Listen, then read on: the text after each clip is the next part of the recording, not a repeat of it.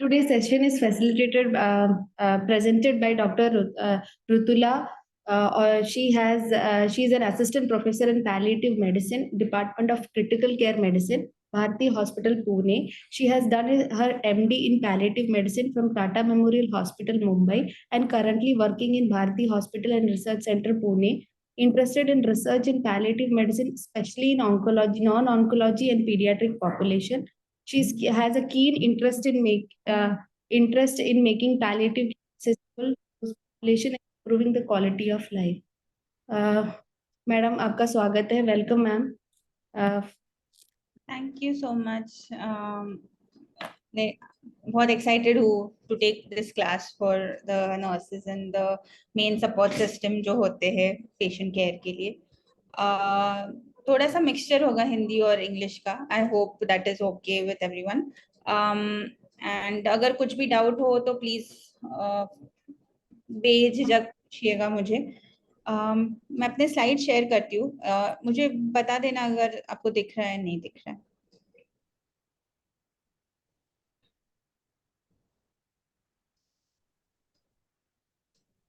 दिख रहा है अभी?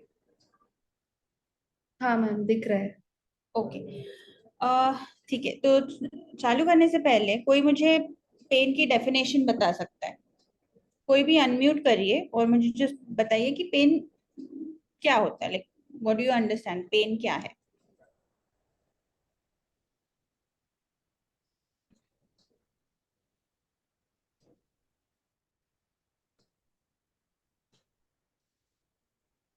कोई भी?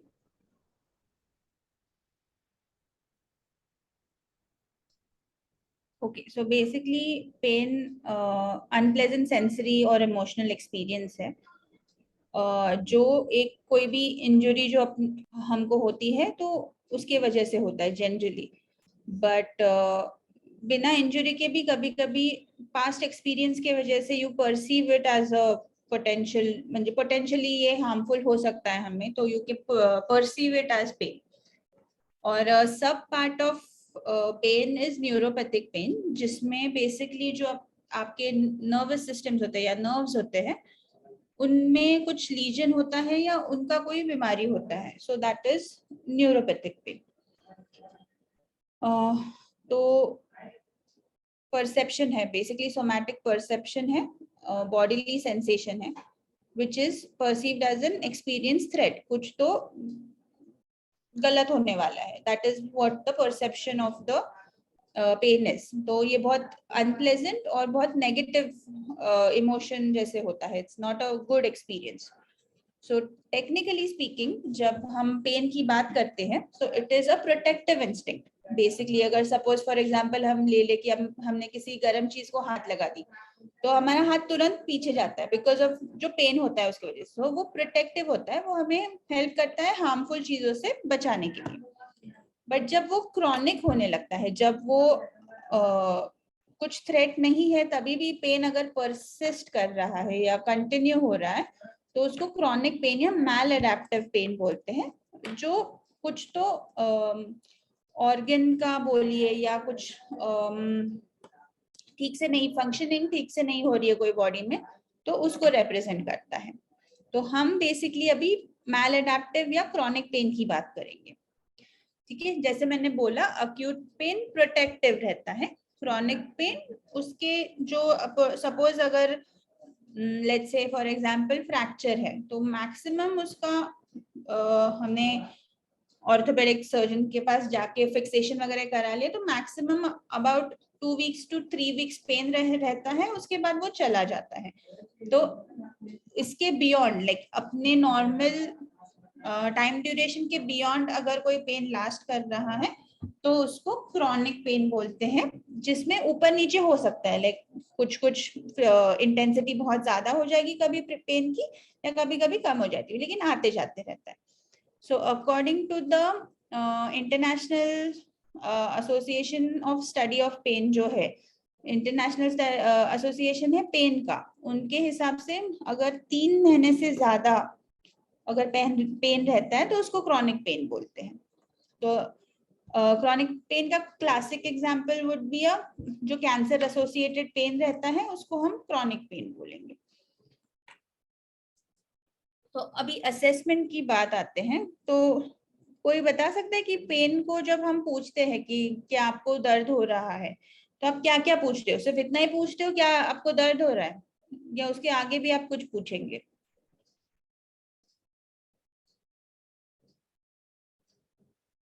कोई भी अनम्यूट कर दीजिए। कहाँ कहाँ दर्द हो रहा है, कहाँ दर्द हो रहा है, एक्सीलेंट। और किस वजह से हो रहा है, किस वजह से हो रहा है, और कितने समय से हो रहा है। कितने समय से हो रहा है।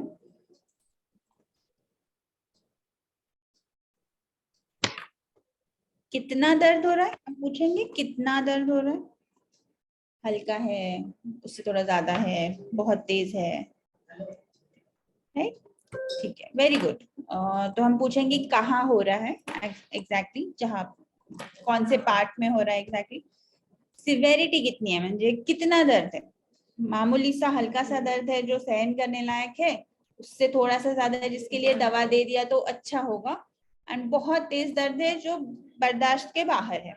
सो कितना दर्द हो रहा है, कितने देर से हो रहा है, दैट्स एन एक्सीलेंट क्वेश्चन। और एक ही जगह पे हो रहा है या वो दर्द कहीं और फैल रहा है, जैसे कि छाती का दर्द, हार्ट अटैक का जब दर्द आता है तो वो हाथ में भी ये होता है ना, रेडिएट होता है, तो ऐसे कहीं जा रहा है क्या। और कैरेक्टर, कैरेक्टर म्हणजे किस प्रकार का दर्द है, झंझनाहट हो रही है, जल रहा है, कोई सुई चुभाने जैसा दर्द है, या लगने के बाद जैसे वो थ्रॉबिंग करता है वैसे टाइप का पेन है, तो क्या किस प्रकार का दर्द है वो। किसी कारण दर्द बढ़ रहा है, या कुछ करने से दर्द कम हो जाता है, या कुछ करने के बाद ही दर्द होता है, ये भी पूछना इम्पोर्टेंट है। और दर्द के वजह से कुछ आपके जो डेली लिविंग की एक्टिविटीज होती है उस पर कुछ इम्पैक्ट पड़ा है या नहीं, ये भी पूछना जरूरी है। इन द सेंस कि उसके वजह से खाना कम जा रहा है, उसके वजह से नींद नहीं आ रही है, उसके वजह से आपको चिड़चिड़ापन हो रहा है, या फिर किसी से बात करने की कोई इच्छा नहीं हो रही है, तो कुछ आपके डेली लिविंग पे इफेक्ट कर रहा है या नहीं, वो भी इम्पोर्टेंट होता है। तो एक यूजुअली पेन हम हमेशा सब्जेक्टिव बोलते हैं। सब्जेक्टिव इन द सेंस कि जो पेशेंट बोल रहा है वही दर्द है, क्योंकि हम उनका दर्द महसूस नहीं कर पा रहे, तो जो वो बोल रहे हैं वो सही है। तो अगर वो बोल रहे कि नहीं, सबसे गंदा वाला दर्द है जो बिल्कुल सहन करने के बाहर के लेवल पे है, तो वो उनके लिए उतना ही है, भले ही हमें उनके एक्सप्रेशन से लग रहा हो कि नहीं कुछ नहीं है, आराम से तो बैठे हैं, लेकिन उनके लिए वो काफी ये होता है। तो हमेशा पेशेंट को कुछ मार्क करने के लिए देना चाहिए कि दर्द एग्जैक्टली कैसे है, कहाँ है, कितने इंटेंसिटी का है। तो ये एक सिंपल चीज होती है वेर यू कैन से कि कहाँ आप मार्क कर दीजिए कि कहाँ पे दर्द हो रहा है, कहाँ कहाँ दर्द हो रहा है, तो वो पेशेंट मार्क कर देते हैं। पेन दे दीजिए या पेंसिल दे दीजिए, एंड पेशेंट खुद मार्क कर देगा कि कंधे में दर्द है, नेक में दर्द है, कहाँ दर्द है, वो बता देंगे। दूसरा एक सिंपल चीज होता है कि सिवेरिटी कितनी है मेजर करने के लिए, तो मामूली सा दर्द है या बहुत तेज असहनीय दर्द है, तो 0 to 10 के स्केल में। तो ऐसे पूछ सकते हो कि 0 म्हणजे कुछ दर्द नहीं, 10 म्हणजे बहुत बहुत ज्यादा दर्द, तो वो यूजुअली मार्क कर देते हैं कि कितना दर्द है। अगर किसी को पढ़ना नहीं आता, कहीं लिखना नहीं आता, तो उनके फेशियल एक्सप्रेशन से भी हम समझ सकते हैं कि कितना दर्द हो रहा होगा। 0 म्हणजे कैसे आप देख रहे हो कि नॉर्मल सा चेहरा है, कुछ दर्द वगैरह लग नहीं रहा है, उसके बाद थोड़ा सा बढ़ रहा है, और 10 में तो पूरा चिल्ला रहे हैं वो बेसिकली। कैरेक्टर जैसे मैं बता रही थी आपको कि कौन से टाइप का पेन है, तो यूजुअली कैरेक्टर स्पेसिफिक हो जाता है किसके वजह से दर्द होगा।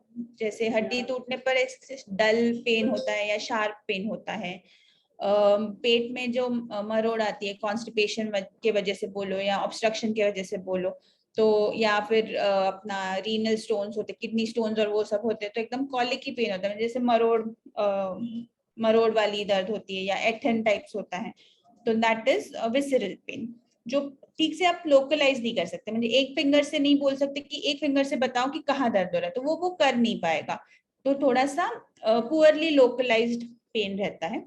न्यूरोपैथिक पेन, जैसे मैंने बोला आपको कि कोई नर्व को ही डैमेज हो गया है तो उसको न्यूरोपैथिक पेन बोलते हैं, तो वो टिपिकली ऐसे चींटियां काटना या फिर ऐसे इलेक्ट्रिक करंट टाइप वैसे वाला दर्द होता है। सो यूजुअली एग्जांपल बोले तो अगर हम क्रॉस लेग बैठ जाते हैं जमीन पे, तो बहुत देर बैठने के बाद कैसा पैर थोड़ा भारी हो जाता है और एकदम झंझनाहट होती है वहां पे, तो वो टाइप का पेन बेसिकली न्यूरोपैथिक पेन होता है। और मिक्स म्हणजे दोनों का थोड़ा बहुत कंपोनेंट है, म्हणजे सोमैटिक पेन भी है, विसरल भी हो सकता है या फिर न्यूरोपैथिक हो सकता है, कॉम्बिनेशन इन दोनों तीनों का वो मिक्स पेन बोलेंगे। तो हिस्ट्री और थोड़ी सी लेनी चाहिए कि सडन ऑनसेट है, थोड़ा सा बढ़ते गया है दर्द, या बहुत दिनों से क्रॉनिक पेन है, कैसे प्रोग्रेस हुआ, कब हुआ, कोई रीजन में लोकलाइज्ड है या नहीं है, कुछ अदर उसके रिलेटेड कॉम्प्लिकेशंस है, जैसे कि हार्ट रेट बढ़ रहा है, सांस फूल जा रही है, ऐसे कुछ एसोसिएटेड सिम्टम्स है या नहीं, ये भी पूछना बहुत इंपॉर्टेंट होता है। तो बेसिकली ये लोकलाइज या हम जो कैरेक्टर देखते हैं वो हमें एग्जैक्टली बताता है कि क्यों ये दर्द हो रहा होगा, सो दैट ट्रीटमेंट थोड़ी सी आसान हो जाती है। सो लोकलाइज कर पाते हैं, कुछ न्यूरोपैथिक कंपोनेंट है तो उसके लिए अलग सी दवाइयाँ होती है, तो वो भी ऐड कर सकते हैं, किसके पर्टिकुलर रीजन के वजह से अगर हो रहा है तो वो हम कम कर सकते हैं या उसको भी एड्रेस कर सकते हैं। तो इम्पैक्ट ऑफ पेन भी एक इम्पॉर्टेंट चीज होती है विच बहुत बार हम इग्नोर कर देते हैं, तो ये जानना जरूरी होता है सो दैट उनकी ओवरऑल हेल्थ या ओवरऑल केयर में हम मदद कर पाए। तो ये एक क्वेश्चनर का एग्जाम्पल है जिसमें हम पूछते हैं कि बेसिकली घर में वो कैसे है, मूड कैसा है उनका, बाहर जा रहे हैं नहीं जा रहे हैं, बाकी सब खुद की ख्याल रख रहे हैं या नहीं रख रहे हैं, वो सब जानना इम्पोर्टेंट हो जाता है। तो इसके वजह से हमें और एक चीज मिलती है कि बेसिकली जब अपना पेन हम पूरी तरीके से मैनेज करते हैं, तो नॉट ओनली फिजिकली, सिर्फ दवाइयों से नहीं, सब पूरा उसका इम्पैक्ट को भी एड्रेस करते हैं, मूड को एड्रेस करते हैं, उनके साइकोलॉजिकल इश्यूज को एड्रेस करते हैं, तो अपने आप से पेन का जो टॉलरेंस रहता है वो बढ़ जाता है। और कुछ कुछ चीजें होती है जैसे कि चिड़चिड़ापन, लो मूड, बहुत तकलीफ है, नींद ठीक से नहीं हो रही है, एंजाइटी ज्यादा हो रही है, या ऐसे अकेले अकेले रहते हैं, बात नहीं कर रहे वगैरह, उससे तो पेन टॉलरेंस कम हो जाता है। उसका मीनिंग क्या है कि थोड़ा सा भी पेन अगर उनको हुआ तो वो परसीव करेंगे कि बहुत तेज दर्द हो रहा है, सो वो भी इम्पोर्टेंट रहता है, वो भी मैनेज करना इम्पोर्टेंट हो जाता है। तो जो मैं आपको बता रही थी बेसिकली वो कंसेप्ट को बोलते हैं टोटल पेन, कि फिजिकल ही नहीं, इमोशनल, साइकोलॉजिकल, सोशल भी उसके एस्पेक्ट्स रहते हैं जो कंबाइन करके दर्द को आइधर बढ़ा सकते हैं या अगर ठीक से मैनेज किया हो तो उसको कम कर सकते हैं। तो अगर हम मैनेजमेंट पे आए, ट्रीटमेंट, प्रॉपर ट्रीटमेंट पेन के, तो बेसिकली उसको by the clock, by the ladder, by the class and attention to details बोलते हैं। बाय द क्लॉक म्हणजे जो अपना मेडिसिन का फार्माकोलॉजी होता है कि सपोज अगर एक दवा दिया, उसका एक्शन 6 घंटे पे है, तो 6 घंटे पे वो दवाई देनी चाहिए। ऐसे नहीं कि 6 घंटे का एक्शन है और आप 8 घंटे पे दे रहे हो, तो बीच में 2 घंटा उसको बहुत तकलीफ होगी। सो वो भी ठीक से मैनेज करना पड़ता है कि कितने घंटे के ड्यूरेशन में देंगे, कितना अगर बीच में लगा तो एसओएस कब देना, एसओएस जो मेडिकेशंस होते हैं वो कब देना है, कितने घंटे पे दे सकते हैं, वो सब देना, सब मॉनिटर करना इम्पोर्टेंट हो जाता है। सो उसको बाय द क्लॉक बोलते हैं। बाय द लैडर म्हणजे आपको आई एम अज्यूमिंग बोला होगा WHO स्टेप लैडर, किसी ने बताया है आपको WHO स्टेप लैडर के बारे में? ओके, सो मैं आगे बताऊंगी आपको। तो वो लैडर है बेसिकली, स्टेप 1 पे कौन सी दवाइयाँ दे सकते हैं, स्टेप 2 पे कौन सी दे सकते हैं और स्टेप 3 पे कौन सी दे सकते हैं, तो मैं आपको बताती हूँ। बाय द क्लास कौन सी दवाइयाँ जो फार्माकोलॉजिकली डिवाइडेड होती है दवाइयाँ सारी, तो कोई एनसेड्स होते हैं जैसे कि डाइक्लोफेनाक, आइबुप्रोफेन, ये एनसेड्स हो गए। वीक ओपियोइड्स है जैसे कि ट्रामेडोल हो गया, टापेंटेडोल हो गया वो, या कोडीन हो गया, वो वीक ओपियोइड्स है।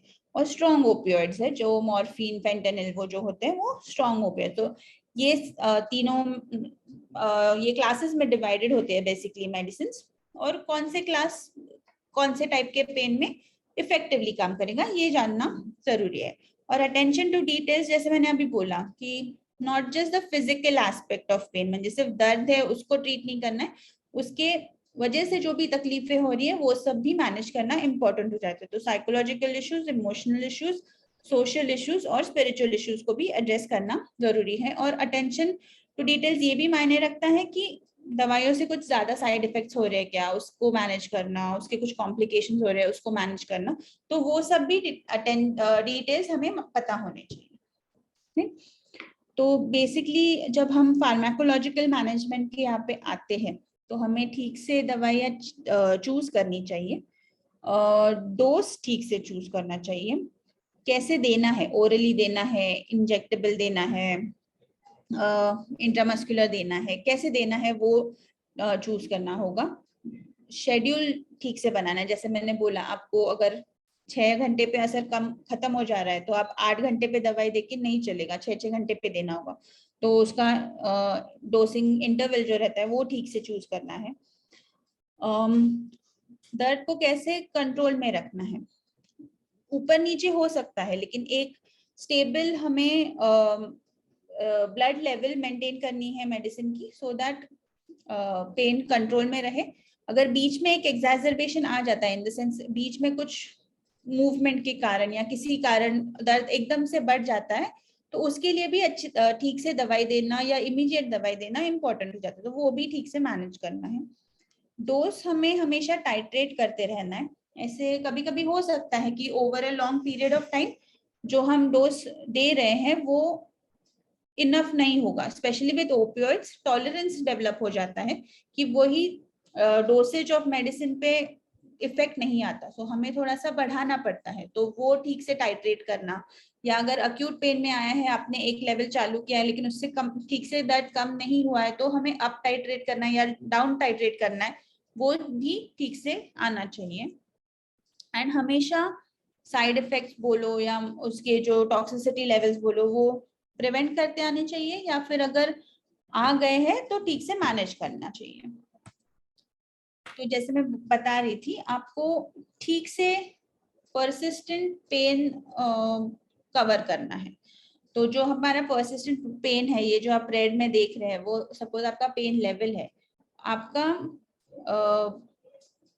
मेडिकेशन उसके ऊपर के इसमें होना चाहिए, सो दैट आपका पेन कवर्ड हो, पेन कंट्रोल्ड हो।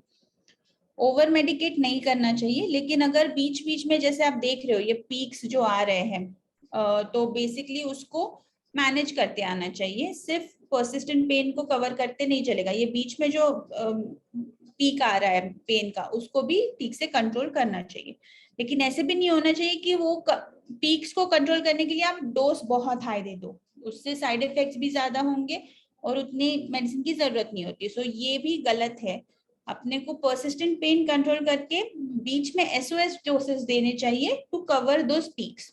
तो this correct way of giving medicine is something like this, जो मैं बोल रही थी बाय द लैडर।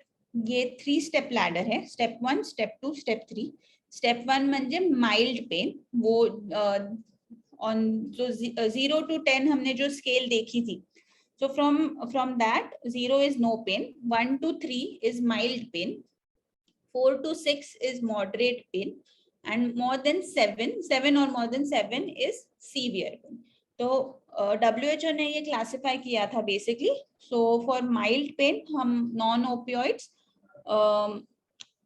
जैसे की पैरासिटामॉल या NSAIDs plus minus adjuvants. Adjuvants म्हणजे अगर न्यूरोपैथिक कंपोनेंट है तो न्यूरोपैथिक पेन मेडिकेशंस देना चाहिए. एंड स्टीरॉयड वगैरह अगर कुछ लग रहा है उनको एडजुवेंट की तरह तो वो देना चाहिए. Step 2 which is for mild to moderate pain, basically weak opioids देना है. तो प्लस माइनस एडजुवेंट्स. और स्टेप 1, तो weak opioids is codeine, tramadol.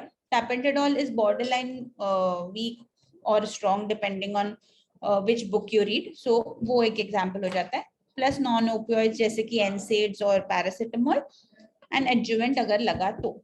And step 3 is severe pain, जहाँ पे हम स्ट्रॉन्ग ओपियोइड्स बोलेंगे, which is morphine, fentanyl, buprenorphine etcetera. तो plus minus adjuvants and plus minus non opioids, they go hand in hand. तो जैसे मैंने bye the class बोला आपको, नॉन ओपियोइड्स है, वीक ओपियोइड्स है, स्ट्रॉन्ग ओपियोइड्स है एंड एडजुवेंट्स है. एडजुवेंट्स में अपने स्टीरॉइड्स आ जाते हैं, अपने neuropathic drugs, neuropathic pain management के ड्रग्स आ जाते हैं, NMDA, antagonist, muscle relaxant, bisphosphonates etcetera, वो सारे आ जाते हैं. तो coming to, so today basically हम नॉन ओपियोइड्स कवर कर रहे हैं, that is paracetamol and NSAIDs. तो उससे ब्रीफली हम जाते हैं. आपको सारी दवाइयाँ पता होगी, हम मैं जस्ट ब्रीफली बता रही हूँ आपको कि क्या कौन से ड्रग्स इंक्लूडेड है और क्या क्या अपने पास ऑप्शन अवेलेबल होते हैं, so that you can assess the pain better. And आपको इन केस कुछ डिले हो रहा है तो you can choose appropriate pain medication. So paracetamol या acetaminophen, as it is called, is a non-opioid analgesic and an antipyretic agent, जो basically हम fever और पेन के लिए, माइल्ड पेन के लिए दे सकते हैं. Plus it can be given as an adjuvant with opioids for moderate to severe pain as well. तो mechanism of action basically इसकी central inhibition होता है COX-2 का. बहुत वीक है, 2 घंटे के लिए काम करेगा, उसके ऊपर नहीं करेगा. कैनाबिनॉइड रिसेप्टर्स के थ्रू भी काम करता है, लेकिन थोड़ा सा not very well defined mechanism है. Cannabinoids and opioid receptors actually, but उसका प्रॉपरली डिफाइन नहीं किया है कि कैसे एग्जैक्टली एक्ट करता है. और इसका एक और पाथवे है बाय पेरोक्सिडेज इनहिबिशन. तो बेसिकली जहाँ पे पेरोक्सिडेज एंजाइम का लेवल कम होगा वहाँ पे अच्छे से काम करेगा. बट अगर पेरोक्सिडेज लेवल ज्यादा है, फॉर एग्जांपल अगर लग गया, पेरोक्सिडेज ज्यादा हो जाता है इंजरी साइट पे, तो वहाँ पे ठीक से काम नहीं करता है. But there is an inhibition of peroxidase enzyme. Adverse effects इसके आ जाएंगे कि as usual hypersensitivity reactions, allergic reactions common होते हैं. नेफ्रोटॉक्सिक है, हिपैटोटॉक्सिक है, स्पेशली अगर ऑलरेडी एक हिपैटिक इंजरी है या हिपैटिक डिसीज है तो अवॉइड करना चाहिए. और या फिर उसका dose is limited to 2 grams per day, तो वो याद रहना चाहिए. देन हेमाटोलॉजिकल साइड इफेक्ट्स है जैसे anaemia, leukopenia etcetera. Nausea, vomiting, specially with injectable formulation of paracetamol. अभी इसको the paths, like the preparations are either your oral preparations, you have your rectal preparations, you have your IM or IV preparations. So either or you can give that. It comes in tablet form, oral forms, suspension forms rather, and can be given through either of the ways. Contraindications, again, hypersensitivity reaction और severe hepatic impairment या active hepatic disease कोई है तो it is contraindicated. Coming to the NSAIDs or NSAIDs, that is non-steroidal anti-inflammatory drugs. They are also antipyretic, anti-inflammatory, analgesic medications. Main mechanism of action is COX enzyme को inhibit करना. So inhibition of COX enzyme, which basically produces सारे जो inflammatory responses होते हैं अपने, जैसे prostaglandins, interleukins etcetera, वो जो होते हैं उसको inhibit कर देता है. तो पूरे जो inflammatory response है वो ही बंद कर देगा. That is the mechanism of action. तो इसलिए injuries में या फ्रैक्चर हो गया या अपने को थोड़ा सा भी ट्रॉमा लगा है तो एनसेड ज्यादा अच्छे से काम करता है, तुरंत काम कर देता है। Contraindications again hyper sensitivity reactions अगर है तो नहीं देना है। प्रीवियस एलर्जिक रिएक्शंस है आए हैं जैसे कि एस्थमा हो गया है या अर्टिकेरिया हो गया, नहीं देना है। हार्ट डिसीजेस है, स्पेशली अगर बाईपास सर्जरी वगैरह हुआ है तो अवॉइड करना अच्छा होता है। एंड यूजुअली प्रेगनेंसी में भी स्पेशली थर्ड ट्राइमेस्टर में नहीं देते। अभी इसका क्लासिफिकेशन अगर हमने किया तो COX-1 और COX-2 एंजाइम्स होते हैं। तो स्पेसिफिक COX-1 इनहिबिटर्स भी है, नॉन सिलेक्टिव COX इनहिबिटर्स है, जैसे कि जिसका मतलब बेसिकली ये है कि वो दोनों COX-1 COX-2 पे काम करेगा। स्पेसिफिक COX-2 इनहिबिटर्स हैं और प्रेफरेंशियल COX-2 इनहिबिटर्स है। तो ये सारे एग्जांपल्स हैं, आप कभी भी पढ़ सकते हो। सो यूजुअली हम डाइक्लोफेनाक यूज करते हैं जो प्रेफरेंशियल COX-2 है at a higher dose. It is a non-selective one at a lower dose and becomes a preferential COX-2 at a higher dose. And selective COX-2 जो mainly हम दर्द के लिए आजकल देते हैं, जो इटेरोकॉक्सिब और सेलेकॉक्सिब है, those are selective COX-2 inhibitors. तो coming to the rationale, ठीक है, एंड आई थिंक ये मेरा लास्ट स्लाइड है, ज्यादा बड़ा नहीं किया है मैंने इस बार प्रेजेंटेशन। तो बेसिकली डाइक्लोफेनाक जो हम बहुत कॉमनली यूज करते हैं, हम मोस्टली उसका dose is around 150 to 200 milligrams per 24 hours.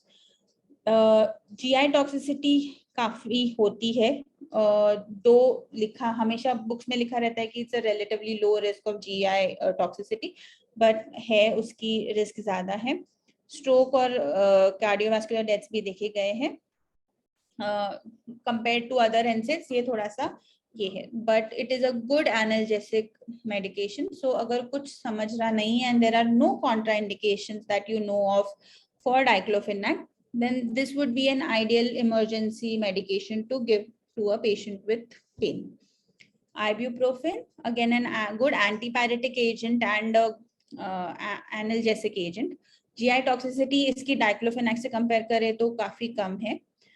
इसका डोज थोड़ा सा ज्यादा है, अराउंड 1500 मिलीग्राम्स पर 24 आवर्स तक हम दे सकते हैं। But again same as diclofenac, stroke और कार्डियोवास्कुलर साइड इफेक्ट्स बहुत ज्यादा है। Naproxen more used for as an antipyretic agent than an analgesic agent, but toxicity similar to ibuprofen है इसकी।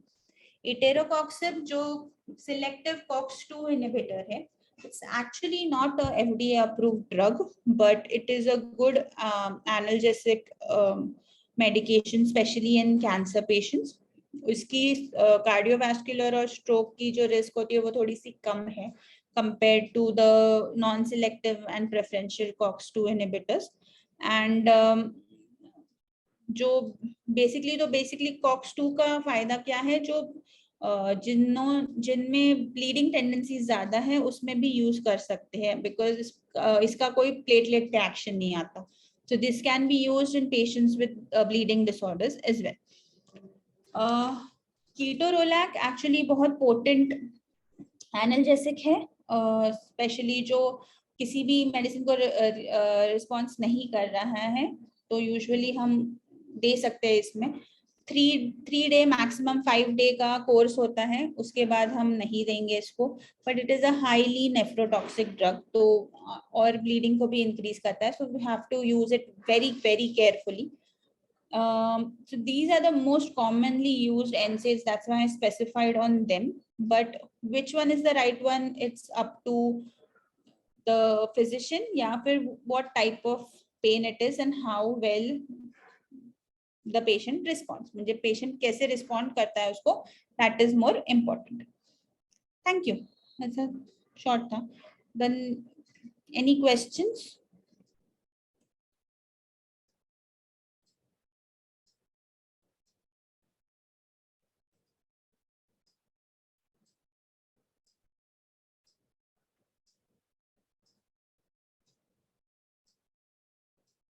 Thank you ma'am, knowledgeable session था। कि आप लोगों में कोई भी डाउट हो तो प्लीज अपना क्वेश्चन टाइप कर सकते हैं या फिर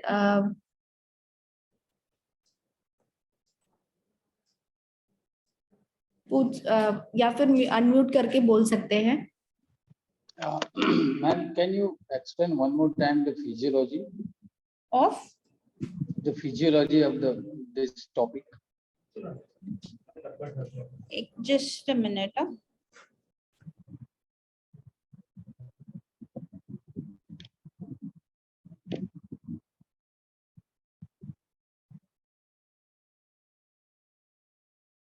Sorry, can I mean I did not understand the question. मुझे question ठीक से समझा नहीं. Physiology of pain, आपको pain का physiology. Yes. Okay, तो basically somatic या neuropathic हो सकता है. So somatic is your जो tissue damage है, अपने को लग गया या so somatic भी divided है, somatic visceral और somatic. So somatic basically जो अपने को suppose लग गया या कुछ injury हुआ, that is somatic pain. Visceral somatic is your organ जो hollow organ specifically होते हैं या liver, spleen जो internal organs है, उसका pain को हम visceral pain बोलेंगे. And neuropathic pain is direct nerve injury जो होता है, that is neuropathic pain. और कुछ जानना था आपको sir? Madam classification of NSAID एक बार फिर से बता दीजिए. Classification of NSAID basically COX, non-selective COX है. So NSAIDs basically COX enzyme पे काम करता है. It inhibits the production of COX enzyme as such. So COX enzyme is divided into COX1 and COX2. ठीक है. तो NSAIDs are divided into non-selective COX जो दोनों पे काम करेगा. Preferential COX1, preferential COX2 and selective COX2. तो उसके ऊपर से डिवाइड होता है. ये मैं प्रेजेंटेशन आपके साथ शेयर कर दूंगी, तो आपको कोई ये नहीं है.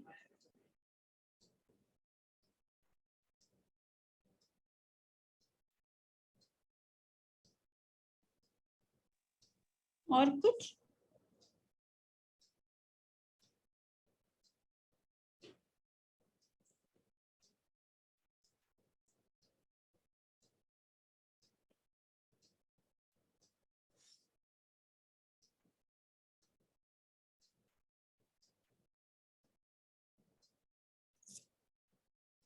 तो हम अगले सेशन के लिए चलते हैं. अगला है case presentation.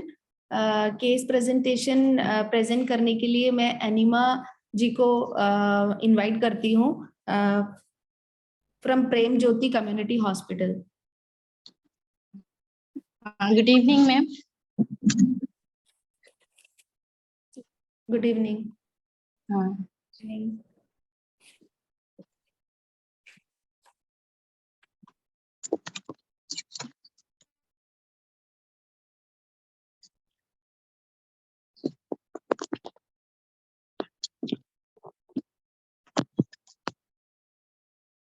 Ma'am, is it visible? Good evening आप सबों को. आज मैं सर्वाइकल कैंसर के बारे में केस प्रेजेंटेशन करने जा रही हूँ.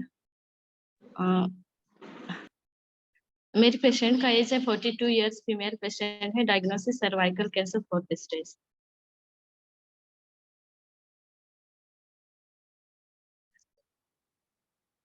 Presenting complaints है excessive bleeding, vaginal discharge, foul smelling, loss of appetite, unexplained weight loss, lower abdomen pain, weakness and giddiness.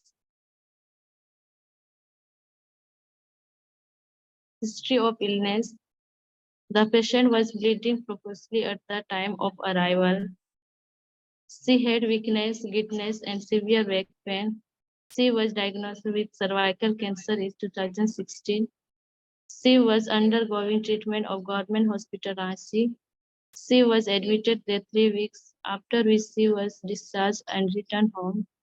Had to go to Ranchi from him, but she did not go, due to which his disease reached to 4th stage.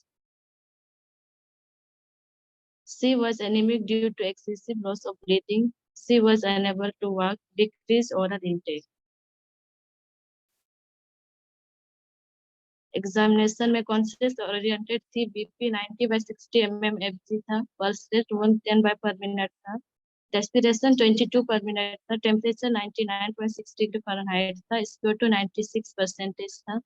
Pelvic examination किए थे, vaginal bleeding, a foul smelling.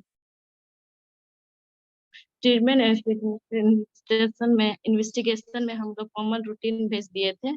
CBC में HB 6.2 ग्राम पर decilitre था, TLC उसका 15,000 था, platelets 1.2 lakh था, LFT किया था 15 यूनिट लीटर था, क्रिएटिन 0.8 mg पर DL था, इलेक्ट्रोलाइट में सोडियम 140 था, पोटासियम 4.5 था और कैल्शियम 11 mg पर DL था।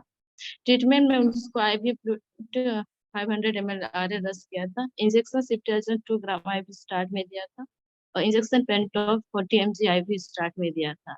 इसमें हम ऐड नहीं किए हैं पेन किलर, लेकिन उसको पेन किलर दिए थे। साइकोलॉजी में 42 years old married woman lives with her husband in the village. She has their children, 2 boys, 20, 18 old and girls 15 years old. वो अपने क्या बोलते हैं, ये लेडी शादीशुदा थी, वो अपना पति के साथ गांव में रहती थी। उसके ना 2 बच्चे थे, एक 2 लड़के और 1 लड़की थी। किसी का शादी नहीं हुआ था। Her husband is a farmer and family runs on him the Rita Estates home. उसका पति किसान था, उसका परिवार उसी से चलता था। They believe in Hinduism. She was unable to go to the temple, so that village did not speak well to her. वो हिंदू धर्म को मानते थे, वो बीमार के चलते वो मंदिर भी नहीं जा पाती थी, जिसके कारण उसके गांव वाले भी उससे अच्छा से बात नहीं करते थे, अच्छे से व्यवहार नहीं करते थे उनसे। She was very worried because none of the children were married. Half of the land of the house has been sold for this treatment and all the money is gone.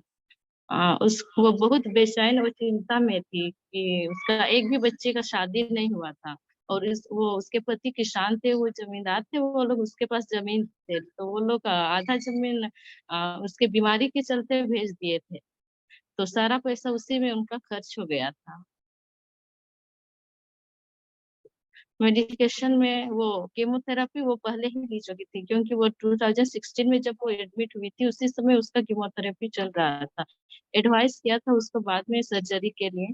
फिर यहाँ से ब्लड HB लो होने के कारण उसको blood भी चढ़ाए थे उसको 4 यूनिट, लेकिन वो लोग उतना दे नहीं पाए थे। और पेन किलर में वो रांची से ही तब 400 mg ऑलरेडी चल रहा था। मेन कंसर्न में उसका वजाइनल ब्लीडिंग बहुत ज्यादा था, वेट लॉस था, पेन और वीकनेस और गिडनेस, उसका बहुत ज्यादा ब्लीडिंग होने की वजह से उनको हो रही थी।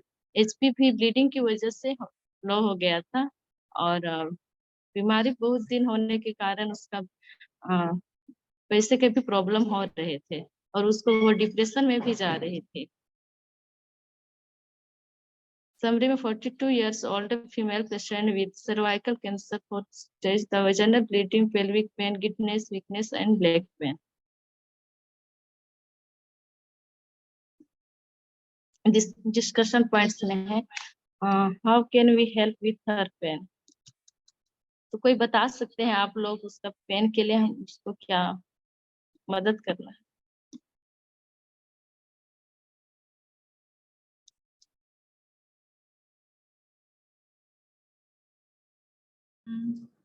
कोई भी बोल सकते हैं। अनिमा, मैं आपको पूछ सकती हूँ कि आप वो पेन ठीक से डिस्क्राइब कर पाएंगे? अभी जो हमने पॉइंट्स डिस्कस किए थे, तो उसके Yes, ma'am. आप पेन डिस्क्राइब करेंगे उसका?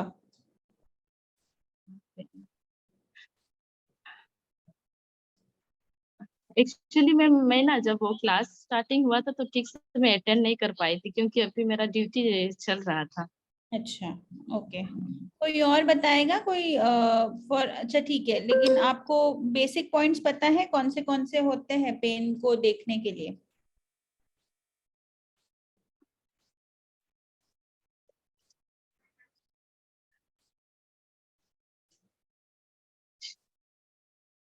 ठीक है फेशियल एक्सप्रेशन, उसका चेहरा से भी पता लग सकता है। जी। और और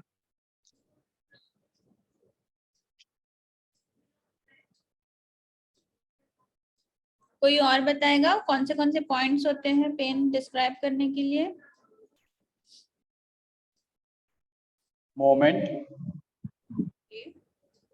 Moment, vomiting, touching, ओके। और अभी डिस्कस किया था ना हमने?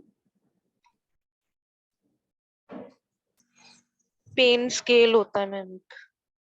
तो इंटेंसिटी कितनी होगी अनिमा, इनका सिवेरिटी कितना होगा 0 to 10 की अगर स्केल लेते हैं? 0 म्हणजे कुछ दर्द नहीं है, 10 म्हणजे बहुत ज्यादा सीवियर पेन है, तो इनका इंटेंसिटी कितना रहा होगा? 5 to 10 मैम। 5 to 10 के बीच में। हम्म। ओके। और किधर था एग्जैक्टली पेन इनको? 6 सॉरी 6 था। ओके। और कहाँ पे एग्जैक्टली दर्द हो रहा था इनको? इसको बैक पेन और लोअर एब्डोमेन पेन दर्द था इनको, लेग में भी पूरा। हाँ लोअर बैक और लोअर एब्डोमेन पेन था। हाँ हाँ। आप उनको डिस्क्राइब कर सकते हैं कैसे था? कॉलिक था म्हणजे ट्विस्टिंग सॉर्ट ऑफ पेन था पेट में, या ऐसे थ्रॉबिंग पेन था, या कैसे दर्द था?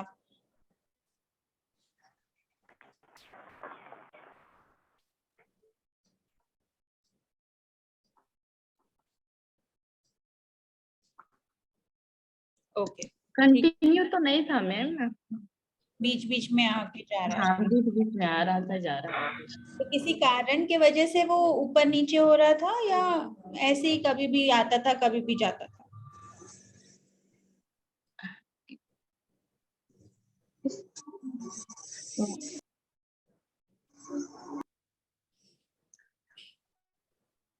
अब वो जब भी उठती थी, मतलब उसको जब उठने चलेगी उस समय ज्यादा दर्द होती थी ना, और रात में भी ज्यादा दर्द, उठने बैठने में उसको दिक्कत होती थी। उठने बैठने में दिक्कत होता हाँ था, हाँ मूवमेंट पे चल। ज्यादा हो रहा था बेसिकली? कहाँ हो रहा था बेसिकली? नहीं लोअर एब्डोमेन। नहीं, मूवमेंट पे ज्यादा हो रहा था, आप ऐसे बोलना हाँ चाहते? मूवमेंट करने में। मूवमेंट करने में ज्यादा हो रहा था, ठीक यस। है। ओके। तो कौन सी दवाइयाँ चालू थी? तो ये अच्छा आपने बोला कि ये 6 पेन है ना? पेन 6 था, यस करेक्ट? तो यस। अगर वैसे देखें हम, तो फिर मुझे बताइए कि ये कौन सा ये हो गया स्टेप लैडर पे, कौन सा स्टेप पे हो गया ये? स्टेप 1, स्टेप 2, स्टेप 3, कौन से इसमें हो गया? स्टेप 3। स्टेप 2, एक्सीलेंट, ठीक है। तो अभी कौन सी दवा चालू थी इनको?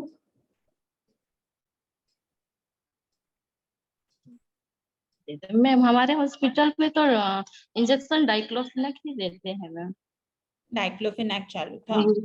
हाँ ऑपियोइड मेडिसिन का यूज नहीं करते हैं यहाँ पे। ओपियोइड नहीं करते हैं, ठीक है। Yes, ma'am. तो डाइक्लोफिनेक डोज क्या था उनका फिर? 75 mg 100 ml NS में देते थे, Q8 hourly. Q8 hourly, okay, Yes, ma'am. ठीक है। आपको लगता है कि कोई और दवा देनी चाहिए थी? ठीक से मैनेज था ये दर्द या नहीं? हाँ नहीं था मैम मैनेज। ठीक से नहीं मैनेज था, तो आप हाँ मैनेज। कौन सी दवा देनी चाहिए थी इनको? इसको फिर हायर एंटी मतलब पेन किलर हायर वाला देना चाहिए था, ऑपियोइड मेडिसिन। ओपियोइड मेडिसिन देना चाहिए था, हाँ ठीक है। ओके। तो और वो जो ब्लीडिंग हो रहा था उसके यस लिए क्या मैम। किया था? उसके लिए कोई दवा दिया था? ब्लीडिंग के लिए ट्रानेक्सा दिया था मैम, जी। इंजेक्शन ट्रानेक्सा हम्म। 500 mg 8 आवरली देते थे। तो उससे कम हो गया था? हाँ उतना कम तो नहीं हुआ था मैम, फिर भी थोड़ा सा कम हुआ था। फिर ओके। उसको लास्ट मोमेंट में फिर उसको रेफर करना पड़ा हम लोगों को। रेफर किसके लिए रेफर किया था? मैम हमारे यहाँ हॉस्पिटल में ज्यादा फैसिलिटी तो नहीं है, कुछ सर्जरी भी नहीं करते हैं, तो इसीलिए हम लोग आउटसाइड कैंसर पेशेंट को तो बस जस्ट फॉलो अप करते हैं यहाँ पे, शुरू में डायग्नोज करके फिर अदर हॉस्पिटल भेज देते हैं, फिर अगर उधर से वो जो भी मेडिसिन एक करके आते हैं तो फिर यहाँ पे हम लोग देते हैं, वो जो भी मेडिसिन देते हैं उनको। ठीक है। ओके, तो आपको लगता है कि आपने ठीक से मैनेज किया था पेन को? नहीं मैम।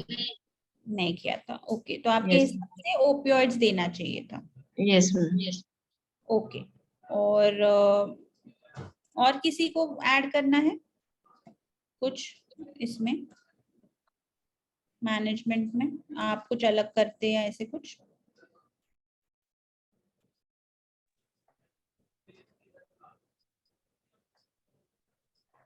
हेलो, ट्रेमाडोल ड्रिप वगैरह मैम। Tramadol drip, okay. और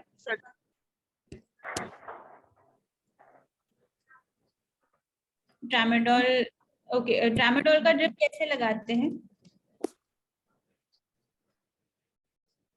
डोज क्या हेलो। होता डोज क्या होता है और कैसे लगाते हैं? कोई प्रिकॉशंस लेते हैं क्या ट्रामाडोल की ड्रिप लगाने के पहले?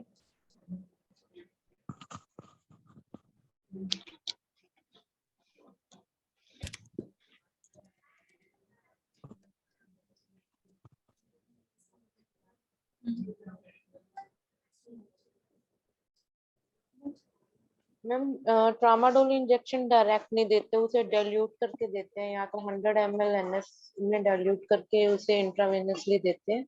करेक्ट। 500 ml में भी लगा सकते हैं ना 1 एम्पूल मैम। तो बेसिकली स्लो देते हैं। स्लो क्यों देता है। देते हैं?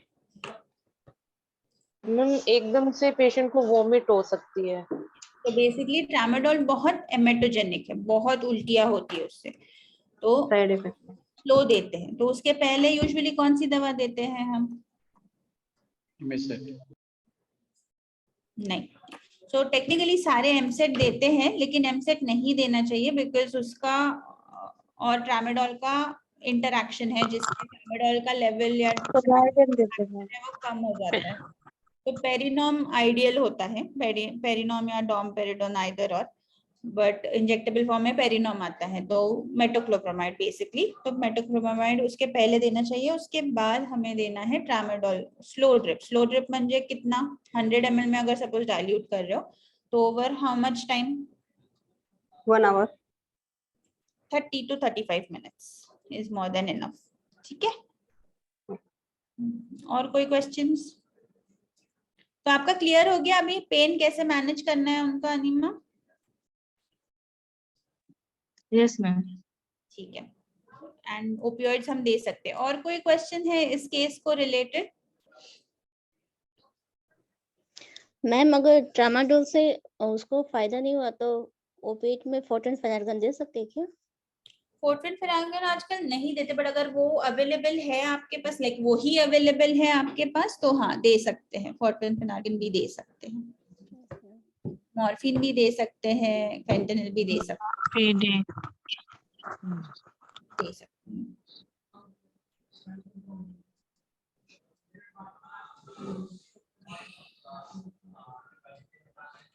ओके, तो अभी और कुछ पूछना है? ये तो पेन के बारे में हो गया, और कोई पूछना है? और कुछ रिलेटेड क्वेश्चंस है आपके पास ये केस को related?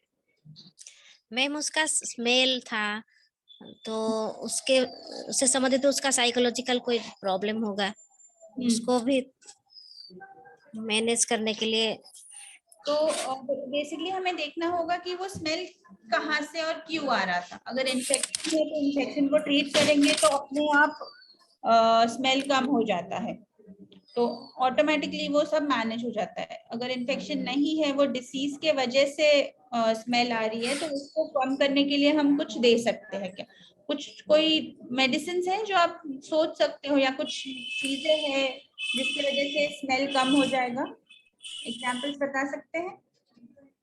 Flagyl, tablet Flagyl. Flagyl, correct. Flagyl will work, specially अगर बहुत इन्फेक्शन है तो फ्लैजिल विल वर्क। और कुछ? Daily dressing. Daily dressing, correct, very good. ये अगर हम सर्वाइकल कैंसर की बात करें या सर्वाइकल लीजन है, वल्वल लीजन है, तो क्या कर सकते हैं? और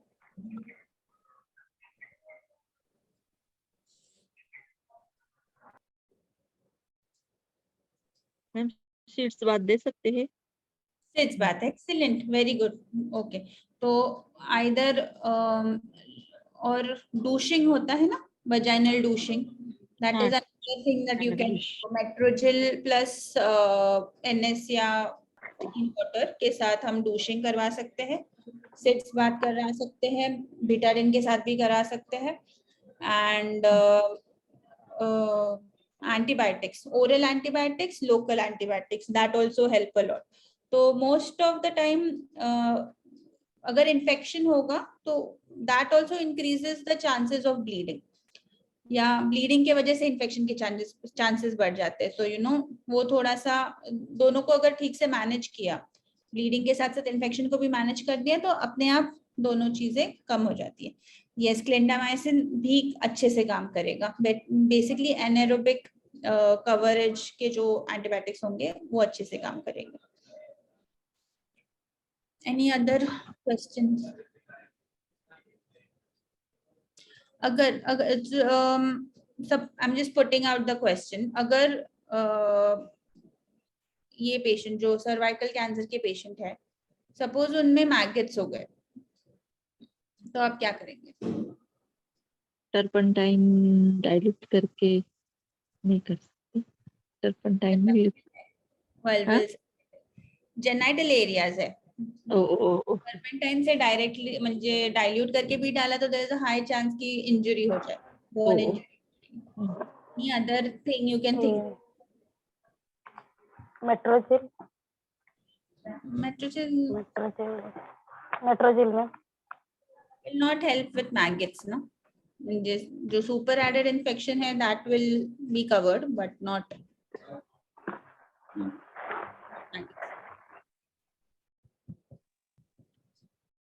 वजाइनल डूश ही अच्छी तरह से देंगे. वजाइनल डूश, हाँ, जो बाहर बाहर है वो आ जाएंगे, लेकिन मैगेट्स, हम टॉकिंग अबाउट मैगेट्स कैसे निकालेंगे?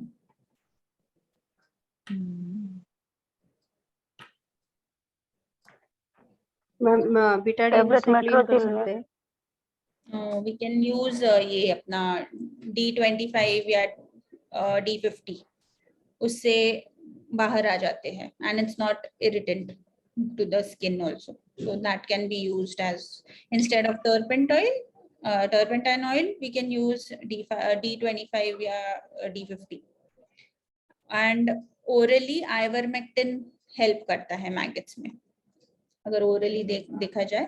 so ivermectin 12 mg हर 3 दिन में रिपीट करने के लिए for 15 days should help with the maggots, क्योंकि मैगेट्स होंगे तो भी बहुत ज्यादा स्मेल आता है, foul smell increases because of maggots. So वो भी एक ध्यान में रखना चाहिए. और कोई क्वेश्चन? मैम तो वो D25 यूज कैसे करेंगे? जैसे हम टर्पेंटाइन ऑयल यूज करते हैं, इंजेक्शन में लेके you spray it over the area, वो बाहर आ जाते हैं. या सोक करके उधर रख दो, फिर निकालने के बाद थोड़ा सा.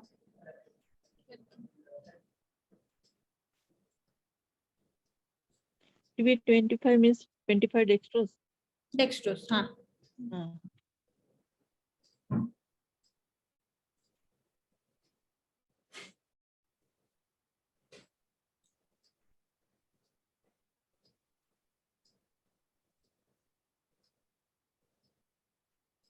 और कोई question? Drink plenty of water.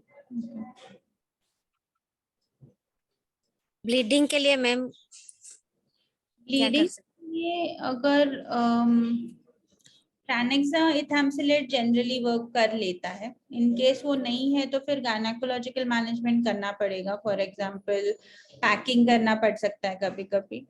अगर उससे भी नहीं हो रहा है तो हम वो जो रेडिएशन थेरेपी देते हैं, स्पेशली कैंसर पेशेंट की बात कर रही हूँ, I am not talking about non cancer patient. Cancer patients में रेडिएशन थेरेपी दे सकते हैं ब्लीडिंग बंद करने के. सो थोड़े थोड़े ऊपर होते हैं, वो अग्रेसिव होना पड़ता है। रेडिएशन से भी नहीं हो रहा है तो हमें जो मेन आर्टरी सप्लाई कर रही है जिसके वजह से ब्लीडिंग हो रहा है उसको लाइगेट करना पड़ता है। तो ऐसे ऊपर ऊपर जाना पड़ेगा, पहले मेडिकेशन से चालू करेंगे, पैकिंग पे जाएंगे, रेडिएशन पे जाएंगे, फिर सर्जरी पे जाएंगे।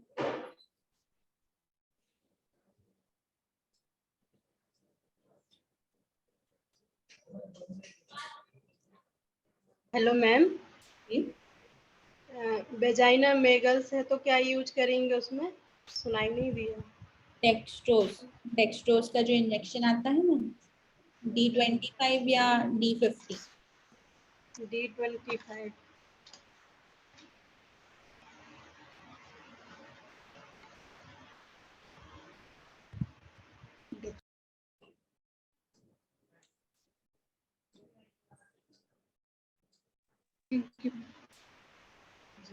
Thank you ma'am.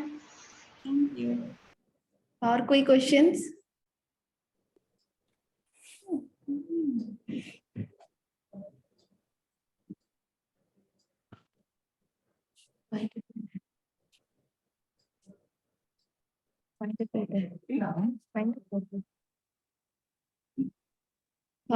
उम्मीद है आज का सेशन बहुत ही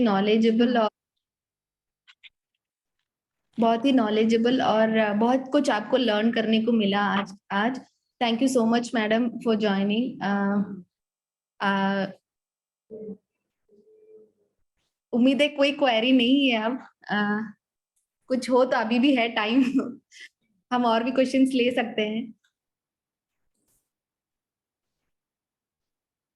या एक्सपेक्टेड है कि अब कोई क्वेश्चंस नहीं है। आप लोग को सेशंस बहुत ही अच्छे से समझ में आया और केस स्टडी रिलेटेड भी कोई क्वेरी नहीं है।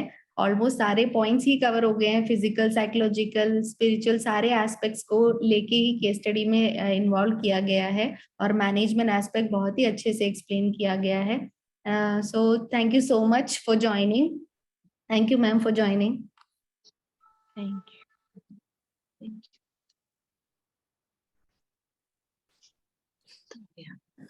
Thank you, Rudila ma'am, for your wonderful presentation. Thank you, Anima ma'am, for your case presentation. It is Anup along with Sinia and Snehalada ma'am signing off from Echo Hub. Thank you. Thank you.